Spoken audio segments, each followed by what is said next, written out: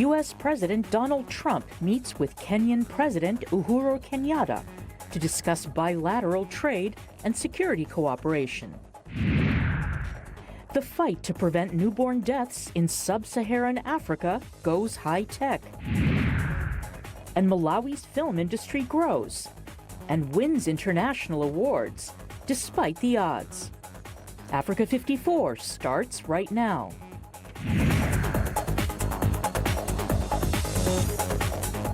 Good evening and welcome. I'm Vincent McCory. This is Africa 54.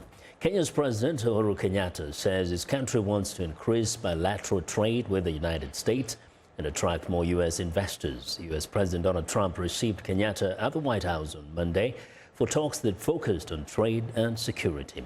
Ahead of the talks, Kenyatta told VOA in an interview that his country is battling corruption and boosting security to create the right environment for foreign investment. VOA's Laditza Hoke reports. Trump told his guests that he came at a good time because the United States had just signed a trade agreement with Mexico and the stock market is doing better than ever. And we're very happy about that. I said that was going to happen, and it's happened. Everything I said is going to happen. It ends up happening. So you picked a good day to come. We're in a very good mood. Kenyatta expressed hope some of that success can be transferred to his country. While it provoked some laughter, his remark was serious. A day before the White House meeting, Kenyatta told VOA the main purpose of his visit is to increase economic cooperation with the United States. We want to see how we can improve our trade links. We want to see how we can encourage more American investment into Kenya to take advantage of the reforms that we have made, especially over the last 4 years, but also the infrastructural development that has been put in place. And we want Americans to come and take advantage of these activities. Kenyatta said his government is working to remove the remaining obstacles to foreign investment, such as widespread corruption. The political commitment is there. The will of the people of Kenya is committed to see an end to corruption, and I believe that this time we shall succeed in our endeavors. The terrorist threat from Somalia is another deterrent to foreign investment.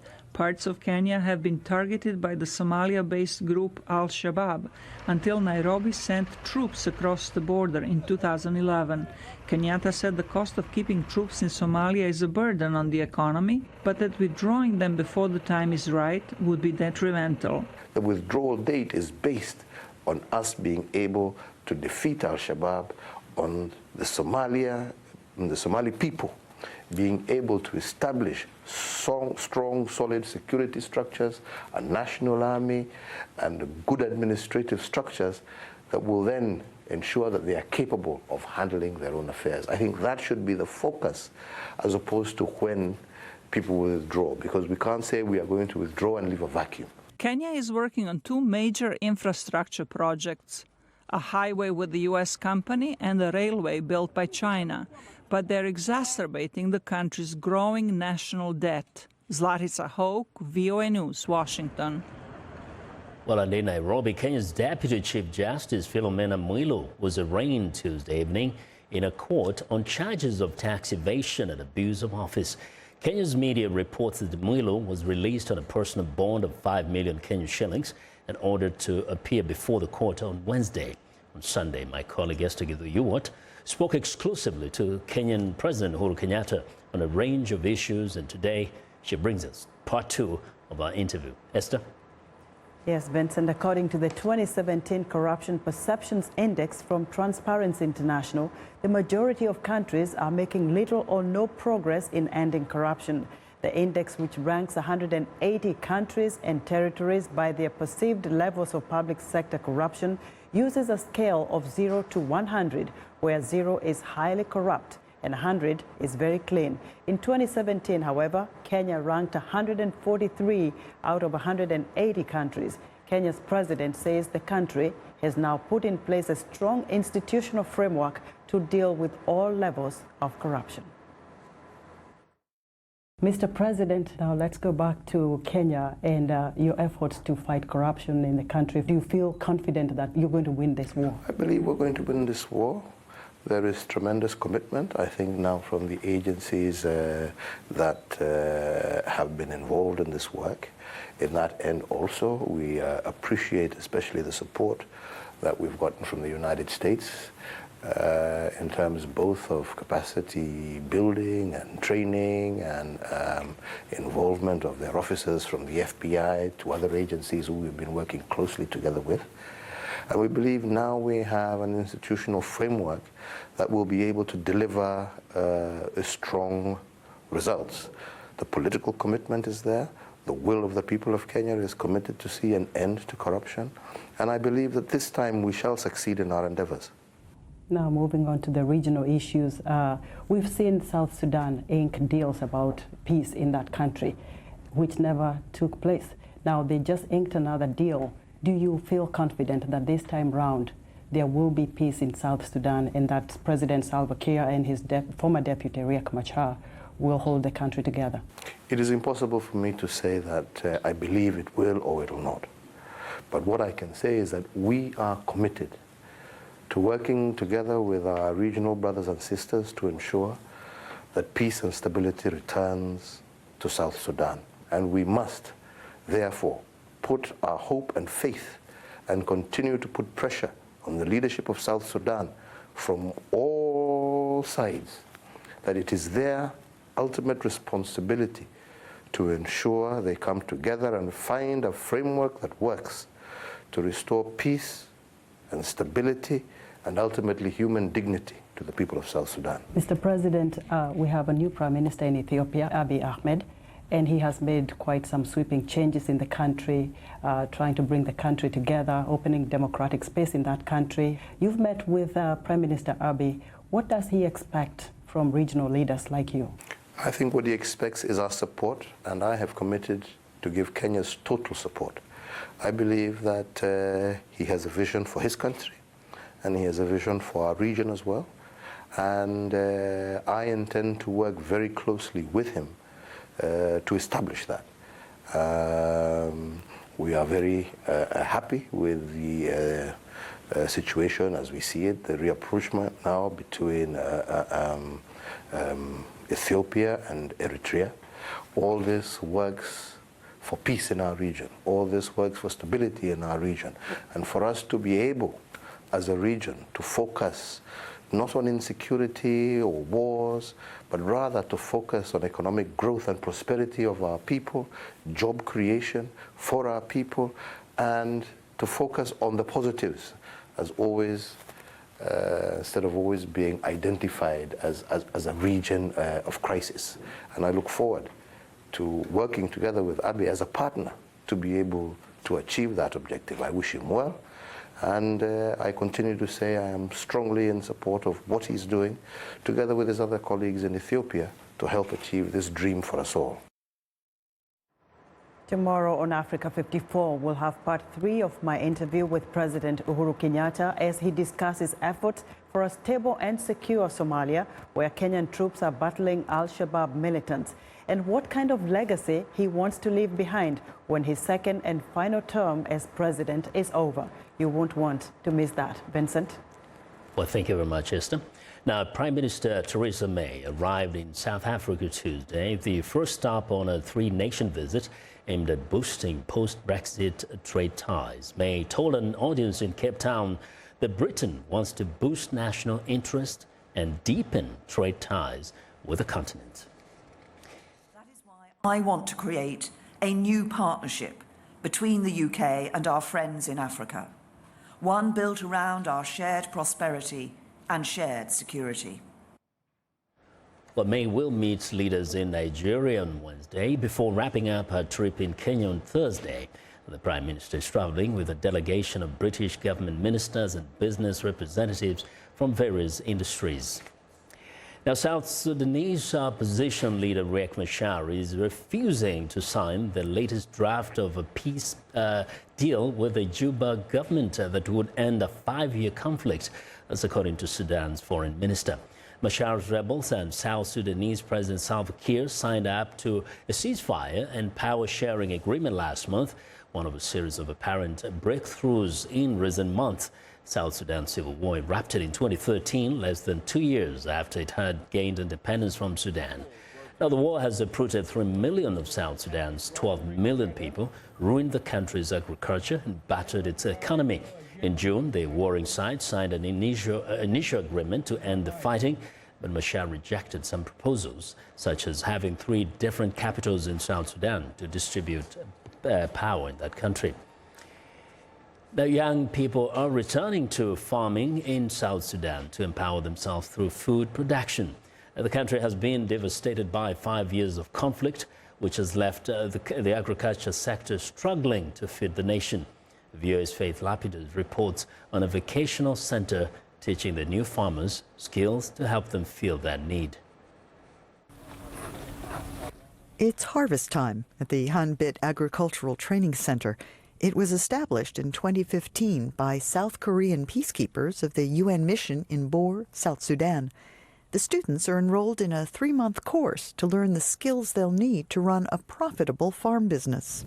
It is something good because the knowledge that we have acquired here, we are going to do it there in the community. Because when we will be delivered here, we are going to open up our farms, we dig and we cultivate our crops. Therefore, if we sold those crops, we are going to earn money. And that is the self-employment. The students have cultivated a fast-growing species of maize and a variety of other crops, including celery and cucumbers. They learned irrigation technologies and how to set up greenhouses.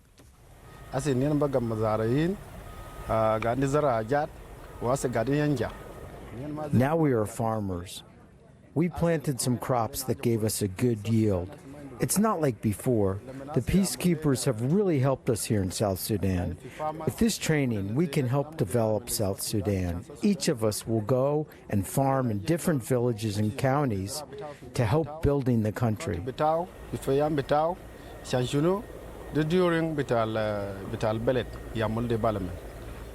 Aid groups say almost 2/3 of South Sudanese will need food aid this year to stave off starvation and malnutrition blamed on famine and the civil war. Conflict only brought poverty, but agriculture can bring welfare of the people. You can see that the communities are now working together here in Hanbit. So it's a sign that working together as a community through agriculture can eradicate conflicts and hunger at the same time. The Hanbit Agricultural Training Center was established to build vocational skills, facilitate development, and foster reconciliation. Faith Lapidus, VOA News. But African migrants rejected by Italy in a standoff with the European Union last week say they had been held by smugglers for up to 2 years in Libya, and many had been beaten, tortured and raped. The UN International Organization for Migration said on Tuesday its staff had gathered testimony from the migrants. 150 migrants, mainly Eritreans and Somalis, were rescued in the Mediterranean Sea on August the 15th, but waited 10 days while Italy's anti-immigrant government refused to let them disembark until Ireland, Albania and Vatican agreed to accept them. All were malnourished and exhausted. Meanwhile, Italy has threatened to bar ships of the EU naval force from bringing migrants picked up in the Mediterranean to its ports unless the bloc comes up with ways to share the burden of taking them in. EU officials in Brussels say Rome gave the EU until the end of August to come up with a clear relocation plan. Well, I want to know what you think about Africa 54 and the stories we cover. Join the conversation on Facebook. The address is Africa 54. We're also streaming our show live on Facebook, so check us out and share our show with your friends. Find me on Twitter at VOA Vince McCory. Still ahead on Africa 54, using technology to combat preventable newborn deaths on the continent. But first, a look at Tuesday's headlines.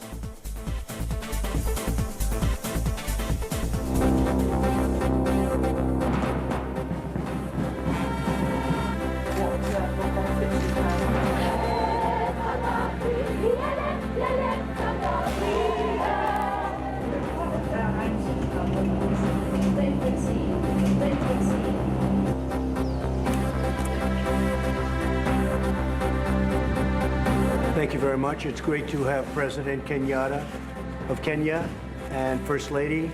Kenya and the United States have had strong, solid relationships ever since our independence.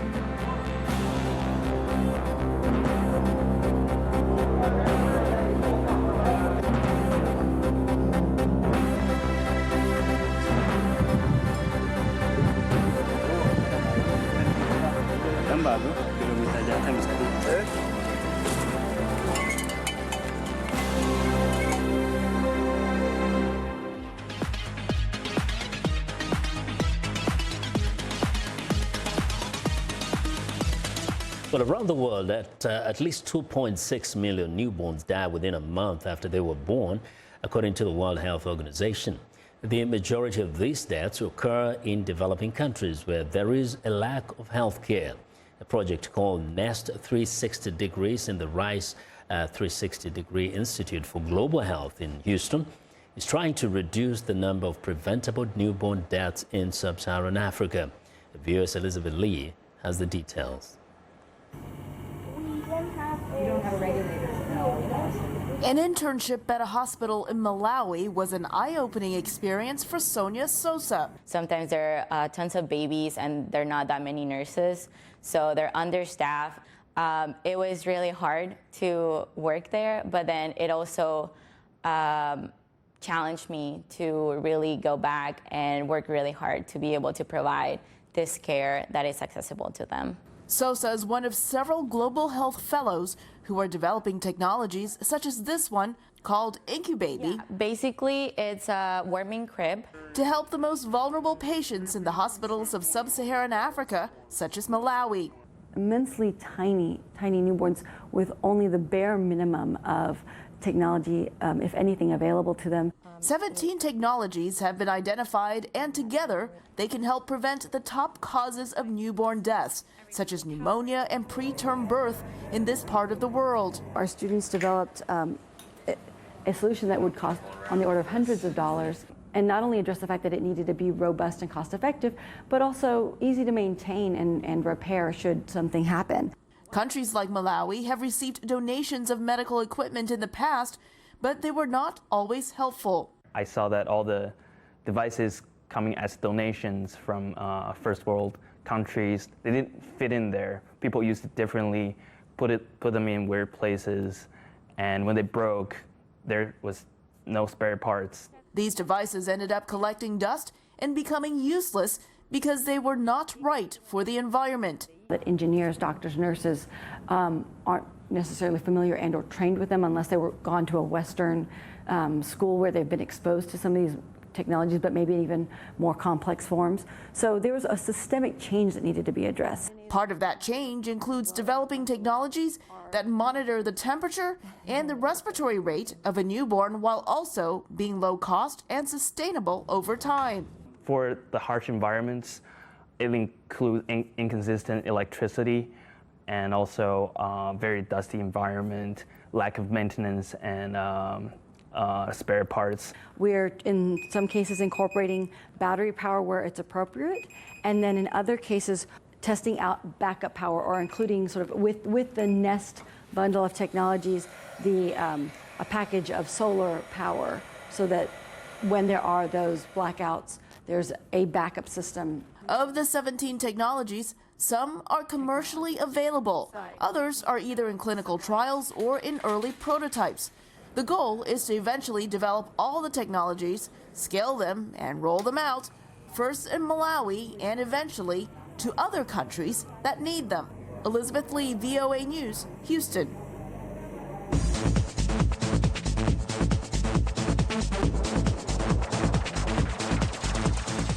Well, in Nigeria, makers of a locally designed Nigerian textile popularly known as Adire in Abeokuta, the Ogun state capital, are appealing to the federal government to revive the country's textile industry. Owing to their dependence on foreign fabrics and the high cost, they desire a more vibrant manufacturing sector. This, they say, will help grow the decades-old Adire making business, which continues to serve as a source of income for families and a tourist attraction. We get more in this report from Channels Television in Nigeria. Young men adding finishing touches to yards of colorful adire after several production stages. Adire, the Yoruba translation for tie and dye, is an age-long practice of creating intricate designs on fabrics common amongst the Egba tribe of Abeokuta in Ogun State.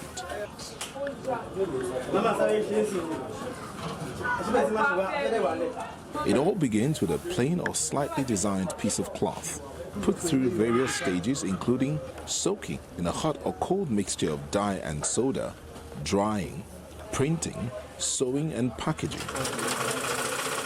Then it's ready for sale.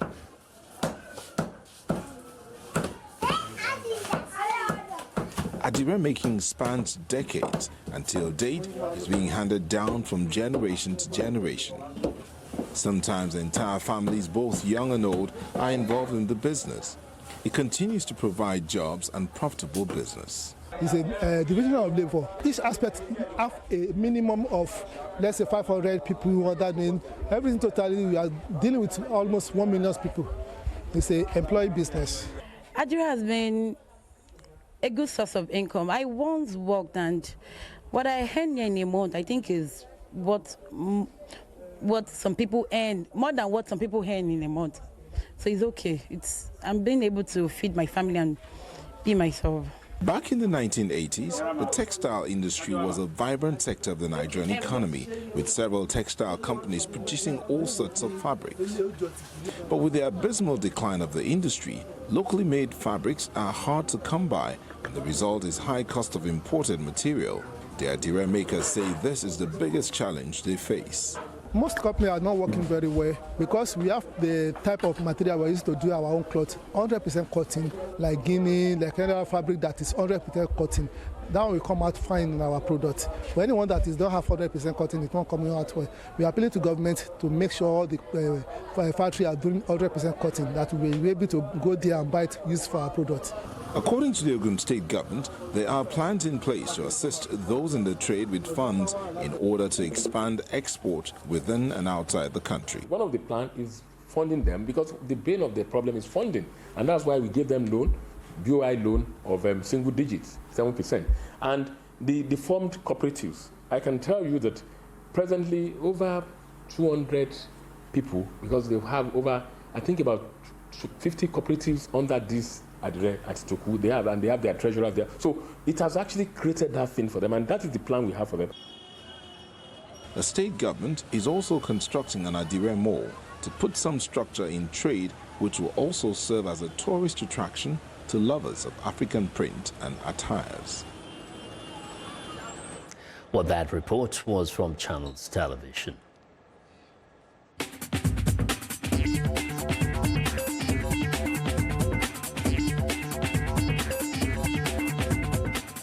Welcome back to Africa 54, and here's what's trending. Now, meet Akiki, a 46-centimeter tall doll which is winning the hearts of children in South Africa and beyond. Akiki's creator, Fatuma Abdullah, started making the dolls in 2016 and targets children between 4 and 10 years old. She says she wanted to affirm African girls' confidence and teach them about a positive self-image and a healthy self-esteem. Kenyan-born Abdullah was inspired to design the doll after she noticed a lack of African representation in the market for children's toys. Abdullah also launched a book series, Akiki's Short Stories, starring a 5-year-old African girl whose adventures across the continent are aimed at teaching children basic life skills and values. Well, and finally, plants, flowers, and even strawberries are growing over a 350-square-meter wall at this hotel in central London. The Rubens at the Palace Hotel's living wall not only looks striking, it provides a habitat for wildlife, improves the air quality in this busy part of Victoria, and also helps insulate the building it grows on. The historic hotel has a long-standing commitment to sustainable tourism. It recently launched a Go Green initiative for guests to help make their stay healthier and more environmentally friendly. Updates include energy-efficient light bulbs, recycling candles, soaps and shampoos, and the elimination of single-use plastics. The hotel aims to be completely plastic-free by 2022, and that's what's trending today. Now, the Southeast African country of Malawi has no film schools and no cinemas, but self-taught Malawi directors are winning international prizes for their films, 7 of which are nominated for the African Movie Academy Awards this September in Rwanda. As Lamek Messina reports from Blantyre, Malawi's filmmakers are working hard to build their own Mollywood film industry. 3, 2, 1, and action. Malawian director Flora Suya's first film, My Mother's Story, won special recognition last year at the Silicon Valley African Film Festival in California. And her movie, My Mother's Story, has been nominated for the Best Feature Film at September's African Movie Academy Awards in Rwanda. Despite the international recognition, Suya still struggles to find time and money to make her films. As for me, I also do some things. I'm a farmer. Yeah, I do animal farming. So that's where I get money to invest in movies. Malawian director Charles Shem Joya has won 7 international awards for his first film in 2009, Seasons of a Life. His latest film is also among 7 from Malawi nominated for the African Movie Academy Awards. But Malawi's film industry, he says, needs more support. Yeah, the biggest challenge is to get the finances to make the movies. I think the biggest problem comes in because a lot of institutions in Malawi who can assist in the finances don't think that a film can be made in Malawi because we don't have a history of filmmaking. There are no film schools in Malawi, so directors like Joya and Suya taught themselves using videos on YouTube. But while their efforts to build Mollywood are gaining international recognition, inside Malawi it is a different story. There are no cinemas in Malawi, so moviegoers gather at the video showrooms where most prefer to watch foreign films. Filmmakers in Malawi prefer producing comedies, and when they produce a movie, their videos are poor quality. The storytelling is also dull, while international films are easy to follow. 9, take 1. In 3, 2, 1. Malawi's filmmakers are confident they can change that perception. I think we're on the right direction. We're learning. When we go out there, attend film festivals, we're networking, we're meeting people, and we exchange notes.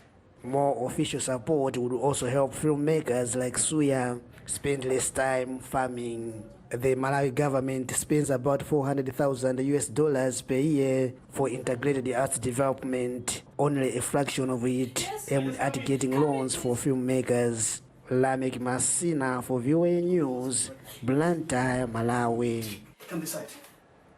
Good night. Thank you.